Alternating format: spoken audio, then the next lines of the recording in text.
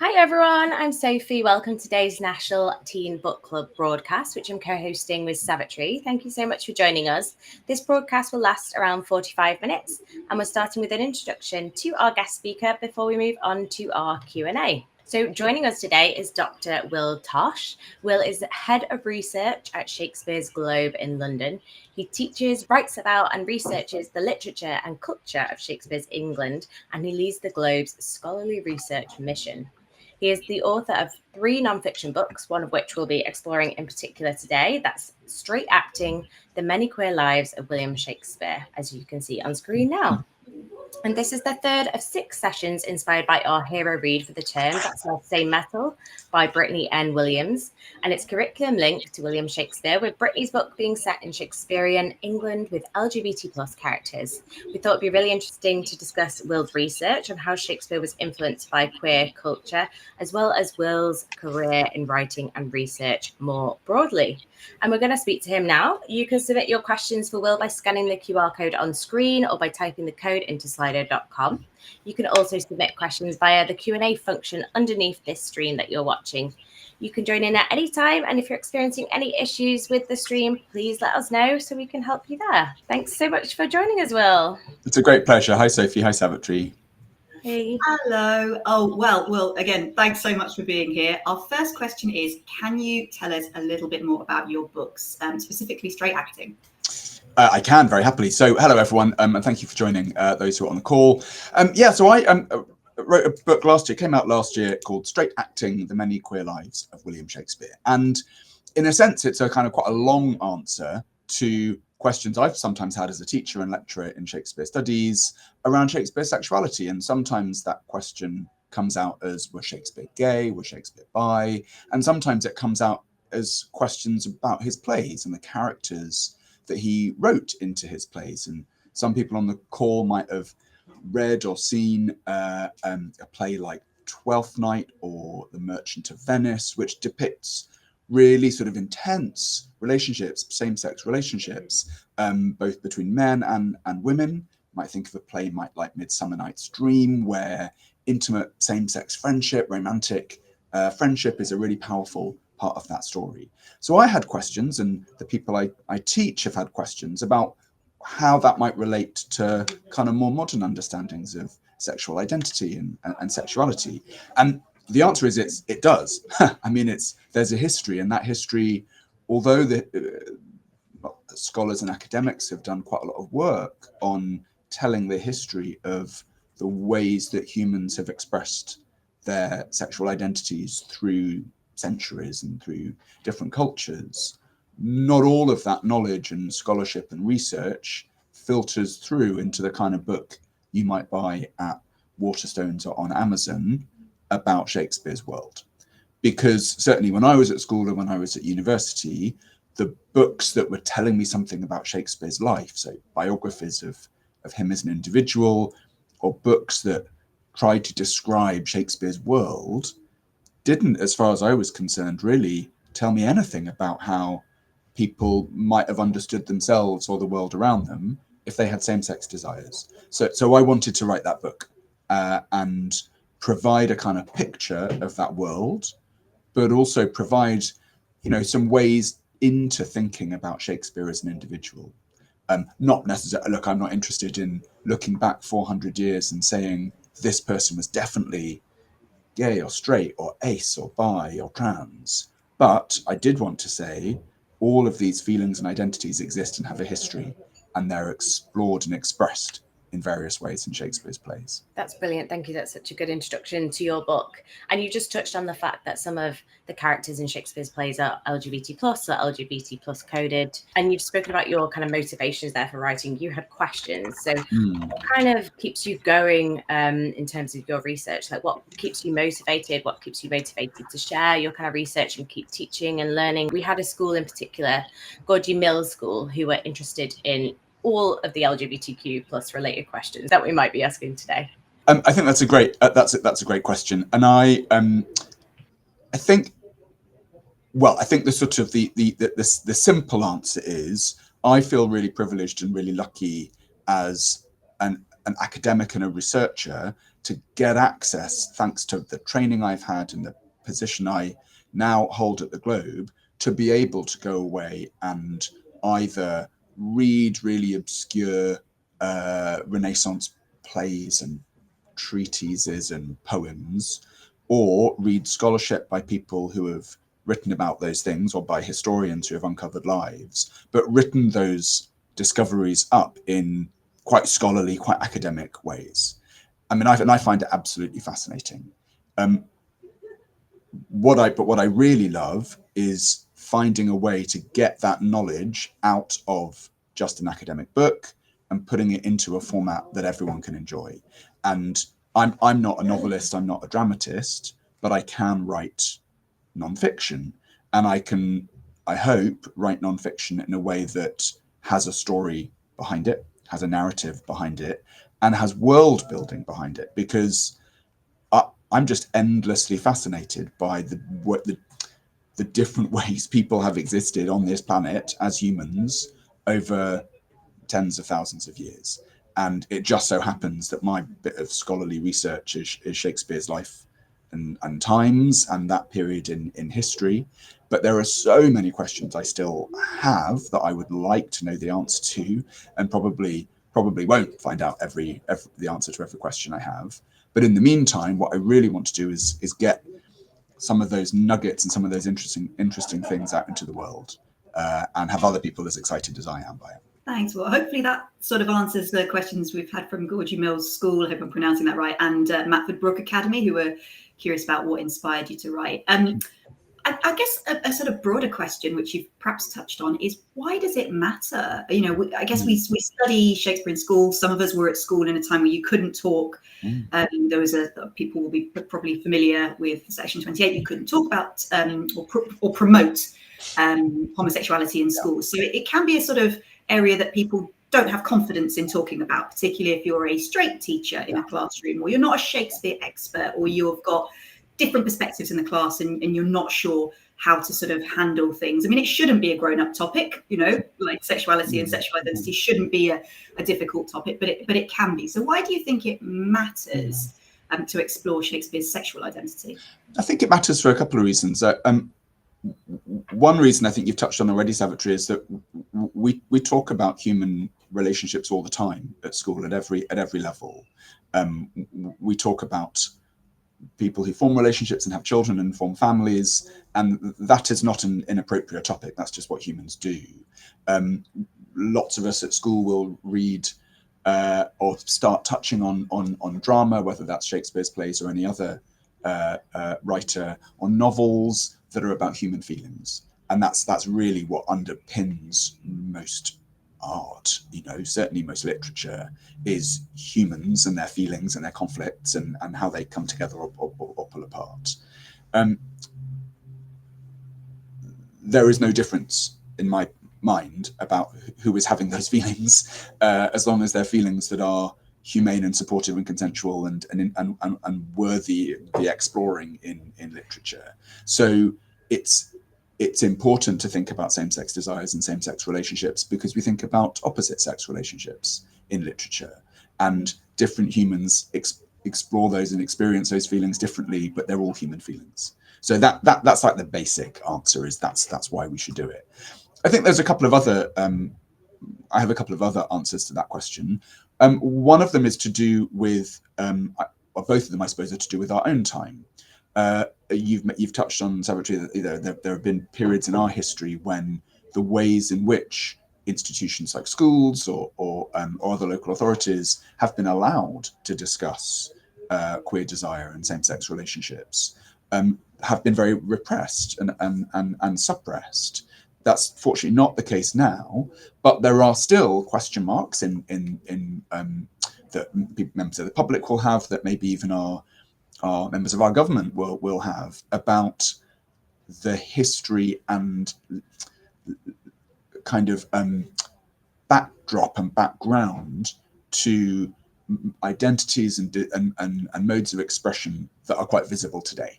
And that might be same-sex desire, it might be trans identities, it might be other ways that people express who they are. And I imagine some people would say, oh, well, this is just some kind of modern, and this is just a sort of modern thing. This has been created by the internet. It's created by Generation Z. It's whatever.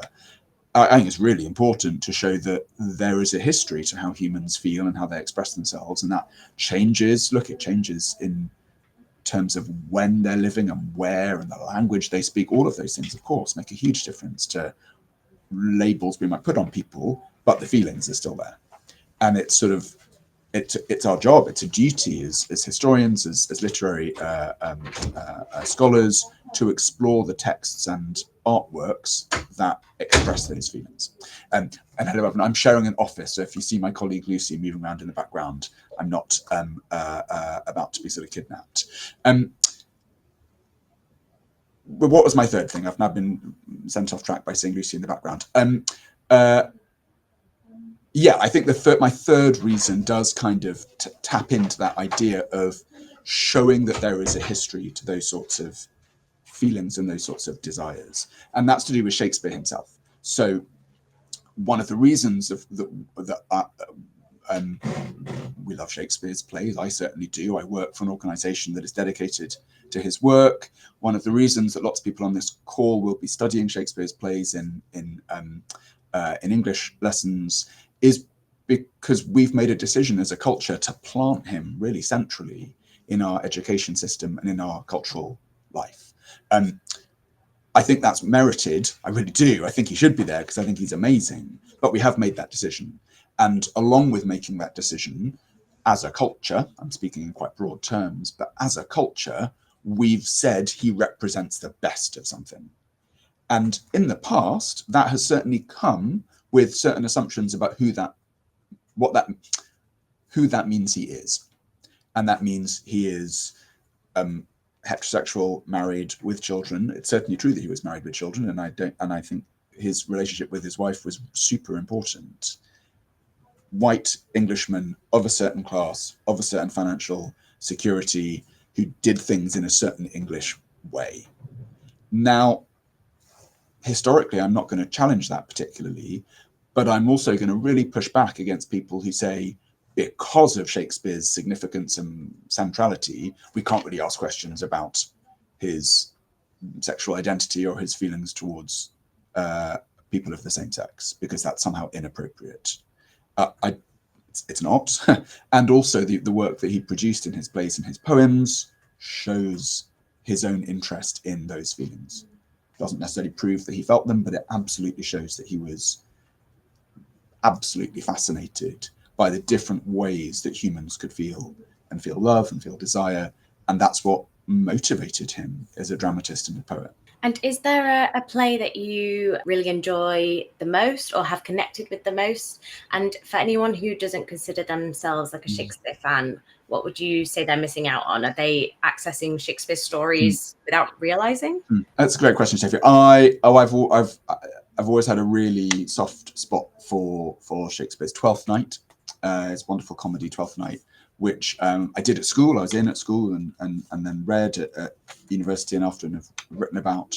And it's a very beautiful but also slightly bittersweet comedy about ambition, but also desire and mistaken identity and what makes a good relationship. And I find it a really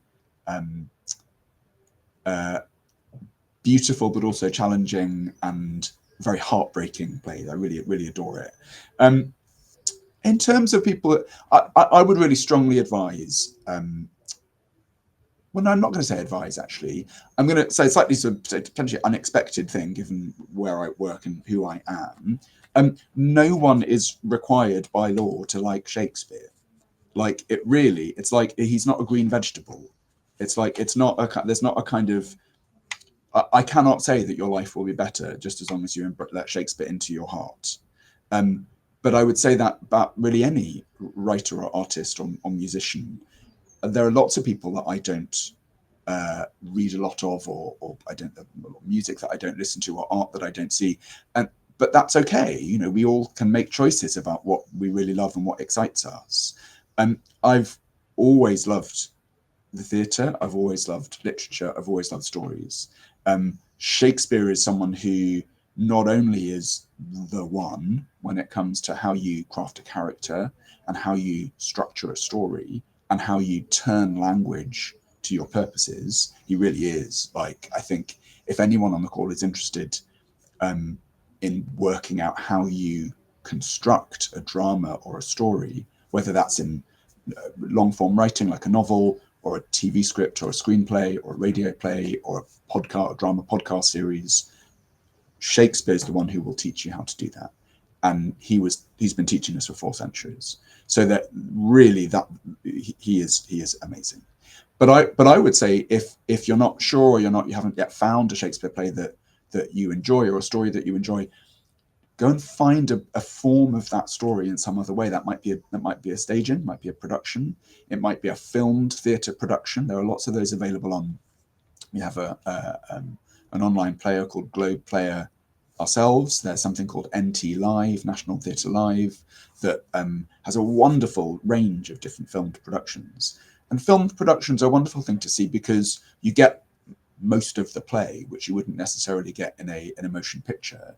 You get a real you get the play, but you can watch it in the comfort of your own home. You can take breaks, or indeed you can watch adaptations on film or television, which have been, some of them have been really, really fantastic. So my advice is sort of don't feel like you have to, don't feel like you're getting it wrong if you're not into Shakespeare or into Shakespeare's plays, but keep an open mind and find forms of his work that you might enjoy or that might speak to you. It's funny you say that, Will, because I was just thinking as you were talking that Baz Luhrmann's Romeo and Juliet is kind of a set text in schools now, right? I'm imagining a lot of people on the call have seen it and had it broken down into little chunks. I remember that coming out in the cinema as this incredibly radical. We didn't go to see it because it was Shakespeare. We went because it had, Leonardo DiCaprio in it back in his prime. Yeah.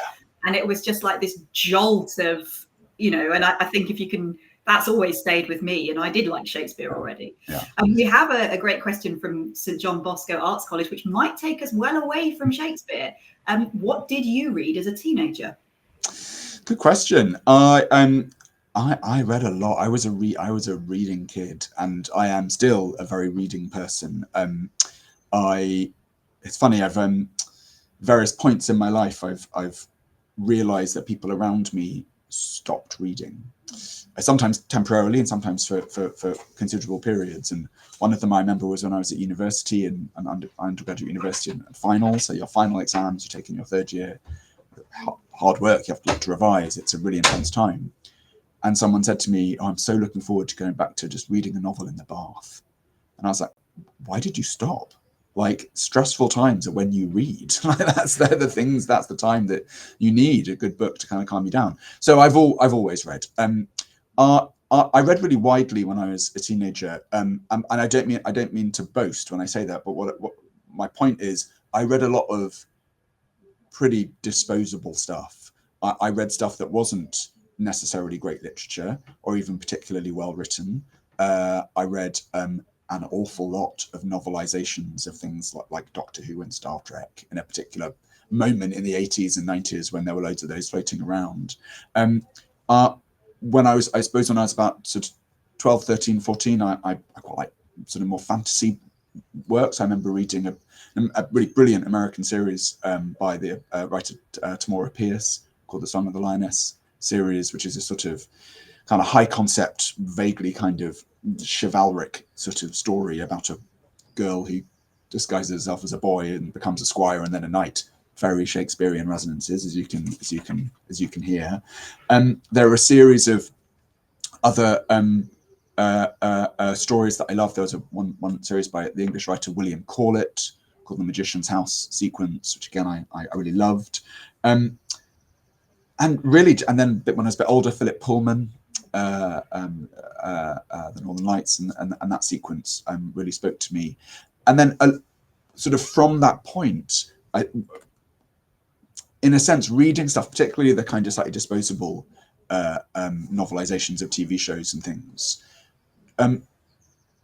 it really implanted the idea that reading was a pleasure and was mine. I remember my mum kind of rolling her eyes at my reading choices and sort of pushing, inverted commas, better books on me, which I was always really resistant to. I was like, I want to make the choices because this is something that, you know, that I enjoy, that gives me sort of, I can feel like it's giving me sort of resources. And I am making my own choices on the back of the things I've read already. And that I'm really grateful that I was sort of let alone to make those choices, because that's given me a really, really firm basis for my reading life as an adult, which is quite wide. I read a lot of contemporary fiction. I read a lot of 19th and 20th century fiction. I read a lot of non-fiction, but I always have a book on the go, and I very rarely have more than one. So I concentrate on the thing that I'm reading, and I have to say I am very grateful for lengthy London commuter journeys, because that is prime reading time, and you will never find me on a bike cycling to work, because I'm like, that is the time I need to read my book. So you spoke there about your love for reading for pleasure. Have you ever considered writing fiction? And what was your journey to having your research published in the form of a book? I'd be lying if I said I'd never considered writing fiction, because I think if you love reading and you read a lot of novels, and you develop tastes as well, you know, you sort of learn what you like and what you don't. And I've certainly become quite hard to please when it comes to writing style. You know, I like good writing, and I enjoy it hugely now after a childhood and teenage year spent just consuming anything. I think I'm probably now a bit more discerning. The problem is that then makes you really quite judgmental about your own writing. So I would probably not sit down to write fiction, because I'd probably just end up in a mess of self-loathing and reproach and tear it all up, and it would just end badly. But I do, what I have done is take some of the skills and approaches you might use in fiction writing in my non-fiction. So in Straight Acting, The Many Queer Lives of William Shakespeare, I don't really think like a novelist, because I'm not one and I wouldn't be a good one, but I think as it's like a storyteller, and I think about the reader and what the reader knows, what I think the reader knows, and what I think the reader wants to get out of each chapter. I think about world building. I think about sort of what are the textures, feelings, smells, tastes, sights that the character I'm writing about would see and experience, and that's a very novelistic approach.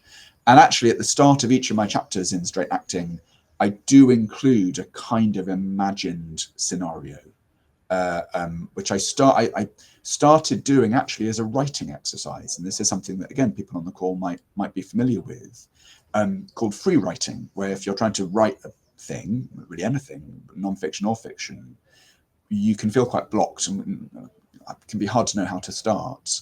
Free writing is a great technique where you just start right by hand, not on a computer, but you can type it. You just start writing and you don't stop to think. So you end up writing really sort of weird things. You're like, I am writing a sentence and I don't know why, and somehow I have to keep going. But that means your brain is kind of in free form and ideas start coming out. And I did that when I was beginning the process of writing the book about Shakespeare, because I didn't really know how to get into a world that was much more sort of storytelling driven than traditional academic writing. So I sort of started writing these vignettes about the world that Shakespeare would have experienced. And a couple of them worked, and I put them at the starts of the chapters, and then had this sort of realization that I'd really done it now. I'd shot myself in the foot, because you do it for 2 chapters and you kind of have to do it for all of them. So then I sort of had to kind of find a way to create a sort of fictionalized vignette at the start of each chapter. So that's probably the limit of my fiction writing. I am married to a writer. My husband writes children's books. So I leave the fictional world building largely to him. I'm glad you made that link, Will, because that was going to be part of my next question off the back of it. I'm sure there's academics who wouldn't take that approach, but I think for anyone who's listening on the call, yeah, your book is aimed probably at an older readership than we have on the call. But those vignettes, as you've said, to find a way into the story, I think for me, just to give people an insight into specifically what we talk about when we're talking about the evolution of gender and sexual identity. And, we obviously can't imagine himself into Shakespeare's brain, because that's an individual that we have no idea how that particular individual thinks. But I think it's quite powerful, the fact that little boys back in Shakespeare's day actually started out wearing dresses, right? So that scene as envisaged first person feels so different from the way I've ever read it before, which is, and of course then boys were put into trousers. The loss of freedom that came with becoming a boy and a man is something I think people will find actually more accessible if it's something you're interested in exploring. And it shows to me the way that fiction helps with that empathy. And even if you're not completely right, it's an interesting thought exercise. So yeah, just a shout out for Will's book there as someone who's enjoyed it, and as I say, isn't thinking in the academic way that Will probably certainly would be. We've got again a question that might take us totally away from Shakespeare, from Outward Academy City Fields. In your opinion, what's been your biggest success to date? Gosh,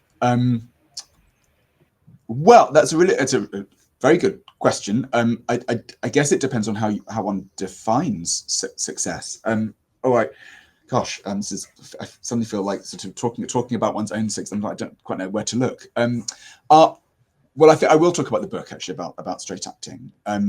Not because I'm making any claims about its success or otherwise, but I think there is for me certainly it was a great pleasure to write for.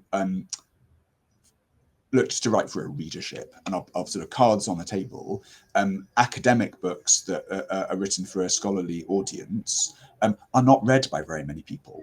That's just a fact, sort of it. Some of you will go on to do English or other sort of literary studies at university, and your professors will set reading lists, and there'll be articles in there and chapters in books that you'd go to the library to get or find online. And you won't read all of them, I guarantee, because I didn't. You'll look at it and go, that's 200 pages, no thank you, I'll kind of pick my way through. There is a relatively small group of people in the world who read and really engage with scholarship on a particular topic, and that's why scholarly work is written in a particular language. It's because it's for a fairly small group of people who will speak that language. And I've written 2 books that are in that mode, and I'm very proud of them. It was a real freedom and an excitement to write a book for more than that, and it's certainly been a huge pleasure and an excitement to see that book in bookshops and see it for sale online, and see reviews from readers who just picked it up not because they know who I am or because they have a professional connection to Shakespeare studies, but because they're just curious and interested and have read it and have got something from it. And that's an amazing feeling. And that's definitely why I wrote the book, is because I wanted people who were curious, but I was going to say, but no more than curious, as if that's a bad thing. But curiosity is amazing, but they're not having to read the book because they're writing an essay. They're not having to read the book because they've got an article to write. They're reading that book that I wrote rather than watching Netflix. Like, they're reading that book rather than mowing the lawn, or they're reading that book rather than flicking through YouTube. Like that active choice to engage with the story that you've told and research that you've produced, for me, is I think my biggest success. Thank you. And our hero read, that sells Same Metal, is a creative story, it's imaginative, and those are skills needed for kind of all careers. So how do you nurture them for your role? Reading, actually. And the more I've thought about this and in preparation for this call, the more grateful I am that I have that in my life, that it's not something that I don't beat myself up about it. I don't feel I ought to read more than I do. It's just a thing to me, like breathing. Like I read, and I read a lot, and I love it and I enjoy it, and it's my way into the world. It's my way into thinking about other people's experiences and other cultures and previous lives and current lives that are different to mine. And that is my kind of highway to empathy. And without empathy, you can't be creative, because an act of creation is an act of communication between more than two, between a brain and the world, a soul and the world. And if you can't think about what that exchange is, you can't do that. And the way that you keep your empathic, muscles toned is by being the recipient of other people's art or writing. So yeah, I mean, it's as far as I'm concerned, it's the fundamental skill, empathy and creativity, and the two are very much linked. Thank you, Will. Now, I know we could have a really long conversation about the purpose of education, but it's also kind of, we want people to enjoy things and to study for the love of it and to broaden their minds. But we're also aware there's some element of privilege in that if you don't have to worry about your next career step. And I know for a lot of people who have that pull towards English and reading, the sort of security of a career in what do you do with a degree in English, could be a concern when we see so many jobs in STEM and AI and all this sort of stuff.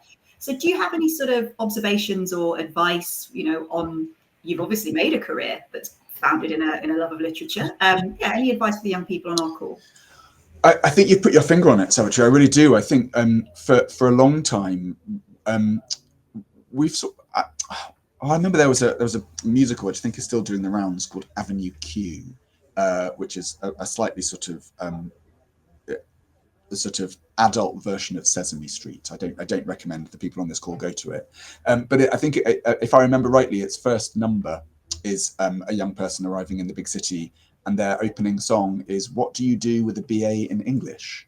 And we've had this as part of our culture for so long. This idea that there are some degrees and some courses of study that are sort of useful and applied and sort of serious, and others that are a bit more kind of wishy-washy and sort of, I'm not quite sure how this kind of turns into it. And I really push back against that. I really resist the idea that a degree or any kind of course of study in a subject like English or history or art history or classical civilization or something that encourages you to engage with texts and art and think about the people who made it is somehow an easy subject or something that's a bit less applied in later life. There are obviously some careers and some professions where the skills you learn at A level and then at university in those subjects are the things you need in your professional life. For example, if you're a teacher at school teaching English, GCSE and A level and other years, if you decide to go into academia and become a university lecturer, for example, which is, I suppose, analogous to my career. That's sort of more or less what I've done. I just happen to do it in a theatre rather than a university. Then absolutely, you need those are the skills that you need. But actually, the study of literature or the study of any other kind of art subject gives you astonishingly finely tuned skills in analysis and assessment and argument formation, and sort of the wielding of creativity in ways that are not, strictly speaking, applied to creative production or artwork. You might end up working in a field like advertising or publishing, where a knowledge of how words work is crucial. You might end up working in broadcasting or journalism or some kind of online news gathering organization or something like that, where, again, how you use language is just the basic element of your job. And of course, these days we're all talking about things like sort of generative AI and the sorts of jobs that might or might not be taken away from humans. And I would say, do not count your chickens before they're hatched, because the thing we think AI is, it isn't. AI doesn't make stuff. AI, a generative AI like ChatGPT, absorbs what has been written already by humans and spits it out in a rehashed version. It only works because humans have written stuff. So we, if we want AI, and I don't know if I do, but people, it's there, and it's certainly growing. We need to keep making stuff, because otherwise it will just grind to a halt. So I don't see a world where the ability to write and communicate and express yourself is no longer needed. The reverse, in fact. I see that we will continue to really rely on our ability to engage with language and words, to not only to express ourselves and create, but also to keep those industries running that rely on those sorts of skills. Thank you. And we've had a question come in anonymously, which seems a good follow-up to what you have just been talking about in terms of writing and jobs. What did you do after school? Have you ever done any other jobs? And how did that lead to your research and writing? So yes, so I did. So after school, I did an undergraduate degree in English, which I really loved, and really spoke to my love of books and reading and literature, and gave me a really broad knowledge, particularly of English literature, of English literature for the past 600 years. So I was very, very lucky to get that education. And when I finished that degree, I did not want to go any further with my university studies. I didn't want to do a postgraduate degree. I didn't want to go and enter the world of academia at all. And instead, I trained as an actor for a year, and I did that for about 4. So I did about 4 or 5 years after university. I worked in theatre, an actor. I also produced, which means you're the sort of organising force behind a show. And for lots of my 20s, I was doing that, and I loved it, and it was a great experience, and I learned a great deal. It's got a hard life. I think most people probably know that it's quite tricky being an actor. Towards the end of my 20s, I was like thinking this probably isn't where my career will flourish, and I thought about other things that I might do. And it took me a while before I sort of realized that the things I really loved doing, and some of the things I've talked about on this call today, meant that taking my own love of books and words and history and reading a little bit further in terms of my training would probably be a good idea. So I did an MA, and then I did a PhD. So that's the sort of final kind of degree you need to go on and work in academia. And it just so happened when I finished the PhD that the Globe, Shakespeare's Globe, was recruiting for a new scholar to come and do some research in our indoor theatre, indoor candlelit theatre. And slightly to my surprise, because my postgraduate training wasn't actually in Shakespeare or drama, I got that job, and then sort of have become, over the past 11 years, someone who works in the Shakespeare world, the kind of Renaissance history world, and also as a kind of applied scholar or academic in a theatre. Oh, thank you, Will. Gosh, 11 years.